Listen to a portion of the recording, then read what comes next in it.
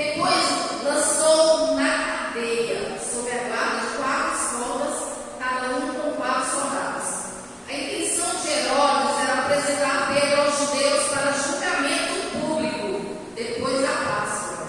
E quando Pedro estava no cárcere, a igreja orava fervorosamente a Deus por ele. Na noite antes de Pedro ser levado ao julgamento, ele dormia, preso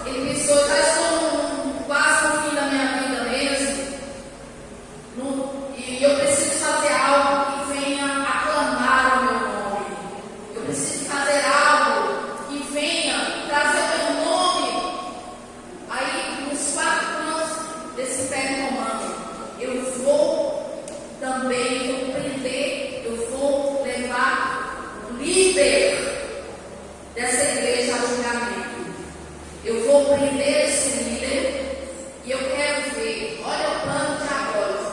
Se eu prender o líder, essa igreja não vai resistir, esse movimento, essa seita não vai resistir, porque ele sabia a importância que Pedro tinha. Por quê? Porque Pedro, quando ele pregava, 3 mil almas se convertiam, ele pregava de novo, 2 mil se convertiam. Ele orava pelo aleijado, porque ele tinha dado os dons, o poder.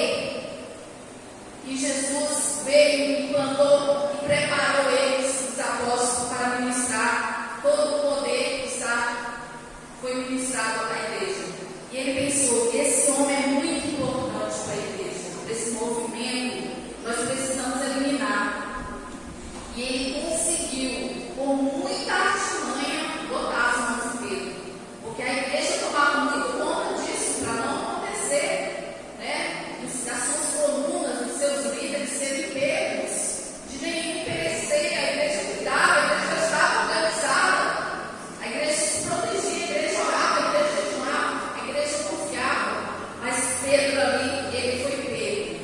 E para que não houvesse nenhuma fuga, eles já sabiam que coisas sobrenaturais aconteciam. Eles mandaram 16 soldados para guardar, para se revezarem, para guardar Pedro. E a palavra diz que Pedro estava no cárcere, acorrentado numa mão, acorrentado na outra, guardado por soldados, e soldados por soldados. Mas Pedro, ele não estava aí no natural dele, como ele era antes. Antes ele havia sido um empresário, um pescador, um homem comum, mas agora não. Ele é lavado, ele é remido, ele é salvo, ele é um apóstolo do Senhor, ele é a igreja do Senhor. E ali a Bíblia diz que ele preso, e ele dormia, está escrito.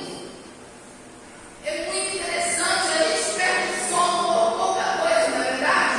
Às vezes a gente tem um negócio para fazer amanhã, aí a gente perde o sono. Pedro não. Ele com certeza orou e disse: Senhor, minha vida não pertence a mim. Eu vou dormir. Fazer o quê? Amanhã é meu julgamento. Foi dormir, mas tem uma coisa extraordinária. Tem uma coisa, um segredo, uma coisa secreta. Está aqui no versículo 5. Enquanto Pedro estava no cárcere, a igreja orava fervorosamente a Deus por ele. A igreja orava fervorosamente. A igreja poderia estar com medo, porque medo dá, né? Ser pego, ser maltratado, ser açoitado, passar, dá medo. Mas eles se uniram. Eles se uniram e se fecharam num lugar de oração. E eles começaram a clamar. Eles começaram a clamar. Eles começaram a orar fervorosamente a Deus por Pedro. Existe uma grande diferença.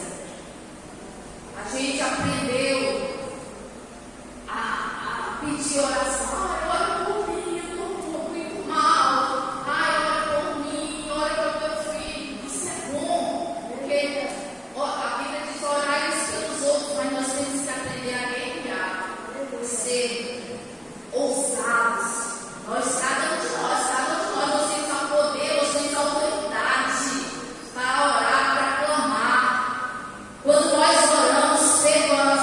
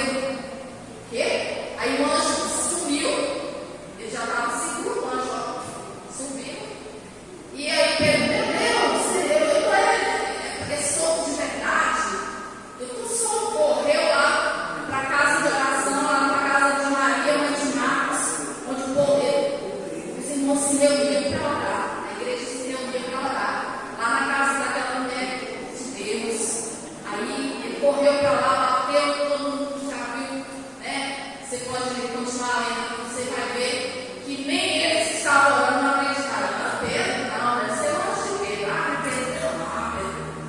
E era Deus só é Pedro, a prova aí, povo.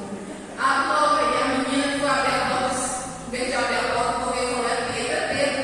Ah, mas que resultado, só não mais rápido para eles.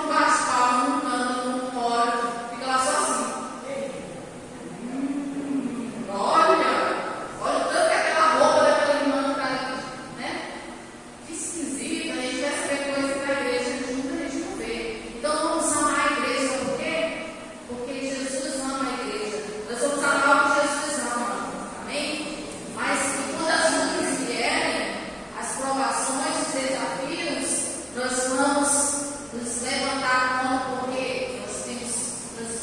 Jesus falou assim: todo o poder, toda a autoridade que deu à igreja somos nós. Juntos nós somos igreja. Nós somos igreja por onde nós andamos. Nós somos cheios do poder de Deus. Nós somos cheios do Espírito Santo de Deus. Amém? E nós vamos nos preparar para contar o testemunho, porque eu sempre falo para os irmãos que conhecem a gente tem muitos anos, desde 9 anos de idade, eu conheci o Senhor na quadrangular lá no Rio Branco, lá. Os missionários lá fizeram uma missão e minha família toda se converteu. Aleluia, glória a Deus. De lá eu nunca saí da presença de Deus, eu sempre crescendo na fé. Eu falo assim, ó, fé eu tenho muita.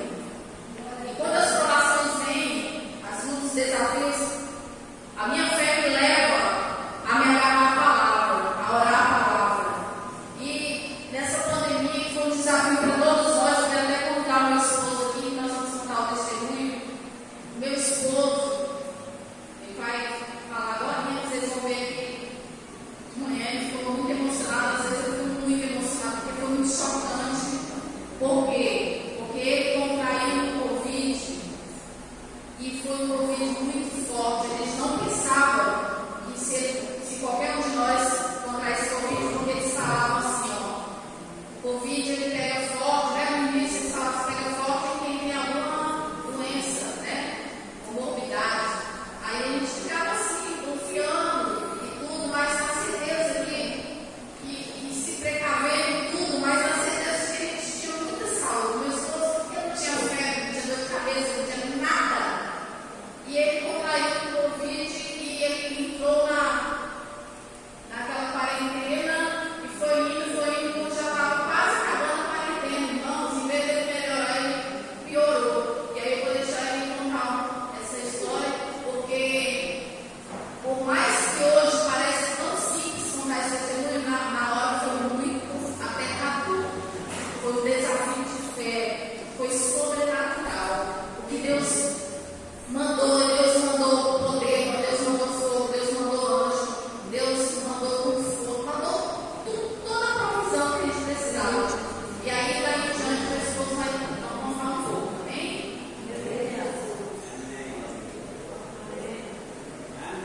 Paz, irmão. Depois de uma palavra dessa, fiquei muito emocionado. Uma palavra. Antes de eu começar o testemunho, e veio a conversa do assim, o Espírito Santo fica, mora dentro. E é verdade, irmãos.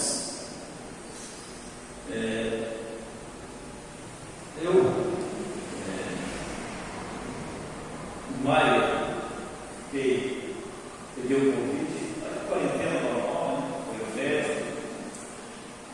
o médico passou os remédios, voltei de novo, normal, totalmente normal, só quarentena, tinha que ficar em casa. Um dia de voltar a trabalhar, eu comecei a passar mal. Eu fui no hospital só para fazer o teste para liberação. Eu vou lá e disse internado para tomar um pouco de oxigênio. Né? E aí minha esposa estava em Goiânia, estava bem. Né? E foi aumentando, tive que dormir no hospital, de segunda para terça. Quando foi terça-feira, parece que a minha esposa, meus filhos, parece que aliviou. Eles já vieram na segunda-feira. Eu sou do braço dele, eu falo de mim, mas porque a gente. E aí Deus colocou realmente no coração deles. E eles já estavam no caminho. Eu estava bem, não precisa de mim, não foi. Quando foi na terça-feira e a minha esposa chegou, eu já estava com 3 litros de oxigênio, parece que ele estava piorando.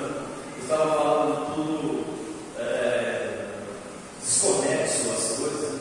E eu não conseguia, minha filha que estava lá não percebeu. Isso na terça-feira.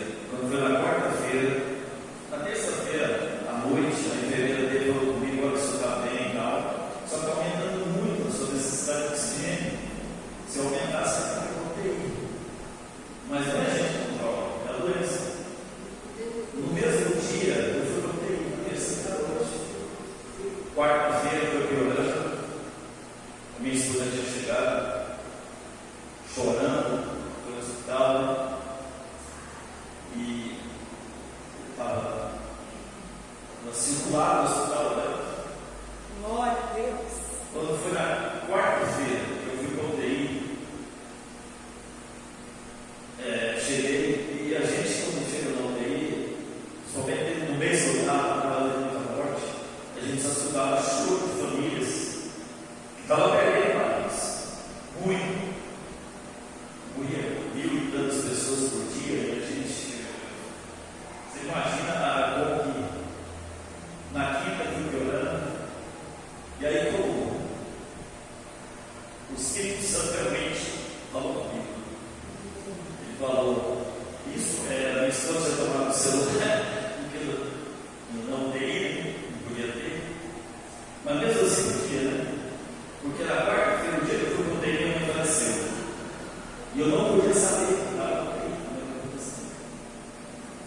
Ela teve um infarto e faleceu. E aí eu consegui, através dos enfermeiros, amigos lá, e a gente faz amizade. O Espírito Santo falou comigo. Falou assim, claramente: é para a morte. Liga para a sua família. Fala para fazer uma vigília, uma noite. Porque é para a morte. Nesse dia, nessa noite, não consegui, quando eu consegui falar, através de amigos, ela não conseguiu receber. Ela ligou para o pastor João, Goiânia, pastor Wilson aqui, esposa da Joyce, fala um pouco que você falou para nós. Aí ele lá na UTI, usando a última máscara antes da intubação. Era a máscara mais forte que tinha lá. Aí o Espírito Santo falou com ele: dá um jeito aí, arranja um jeito de ligar para sua família, porque você vai precisar essa noite, você vai precisar. Pede para eles fazerem uma vigília. E Deus moveu tanto que o enfermeiro disse: seu senhor, eu não posso, mas eu vou emprestar o celular para o senhor. Ligou, conseguiu falar, podia ser rápido, né? Aí conseguiu falar com o Leandro, um amigo nosso. O Leandro conseguiu falar comigo. Na mesma hora, os nossos filhos estavam todos reunidos lá. Eu falei: nós vamos entrar em vigília agora, nós vamos orar, o seu pai pediu. Até de agora, até 6 horas da manhã, nós vamos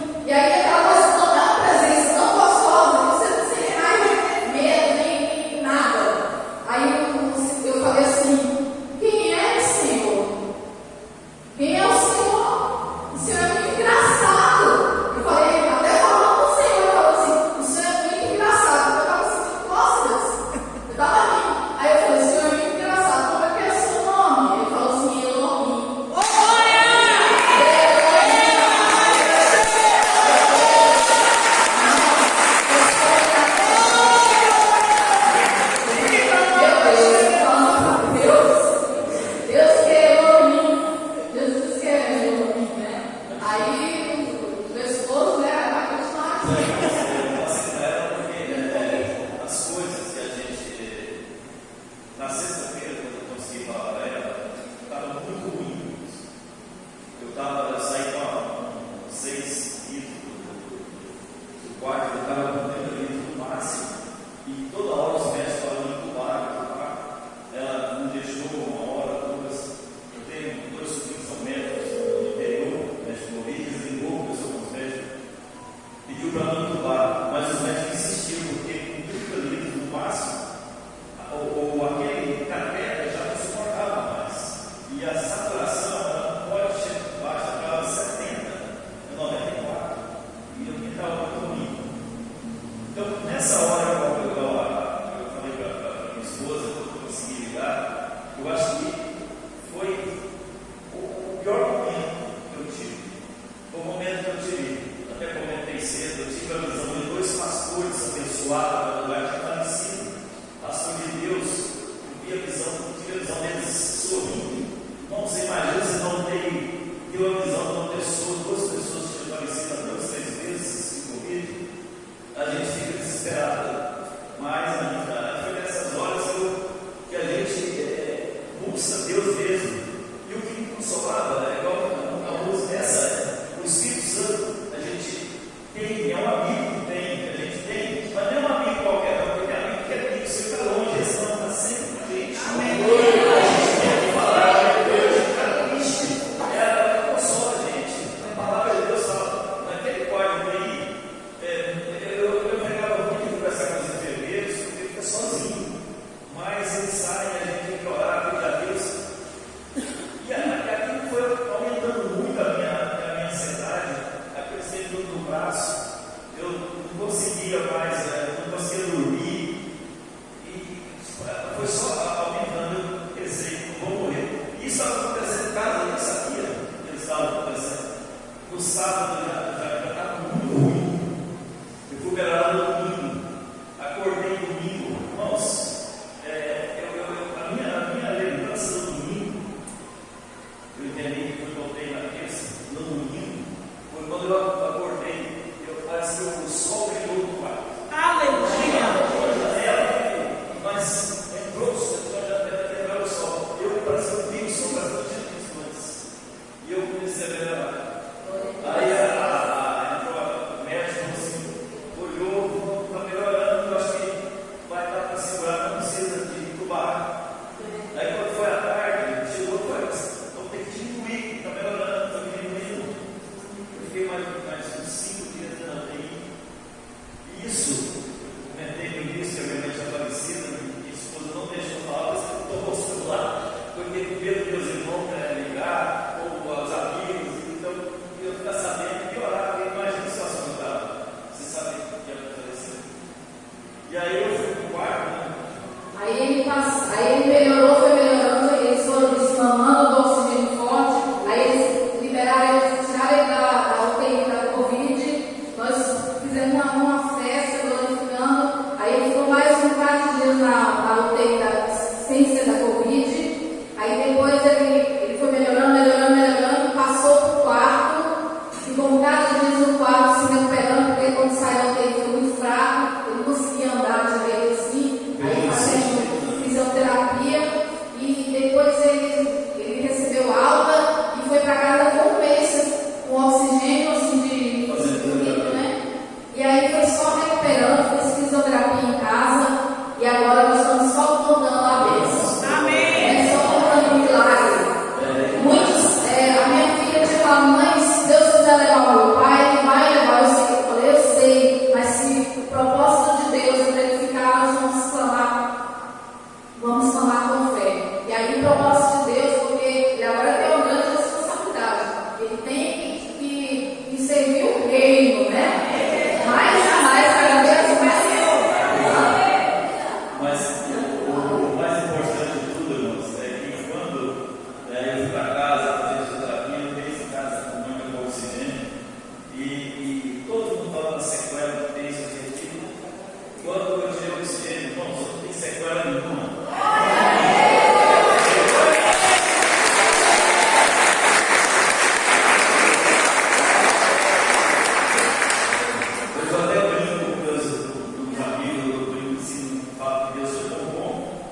tinha um refluxo que sempre tinha problema nessa respiração. Nada